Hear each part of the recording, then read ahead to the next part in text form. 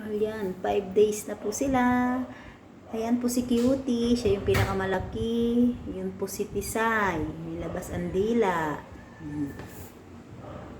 Si Tisay, yung black po na maitim, yun po ay si Nardo. Si Nardo po yan. Yan naman po si Sugar. Yan. Ay, gumala si Sugar, oh. Siya yung pinakamabulinggit. Pinakabulinggit at maingay. Yan. Kahit busog na yan, nag-iingay pa yan kuminsan. Ito yung aking pinaka-type. Si Cutie. Yan. Girl lalo po yan. Girl. Yan. Naman si Narda. Lumapit sa akin. Yan. Ayan si Mother Narda. Si Mother Narda. Pinagagatas ko po yan. Tuwing umaga.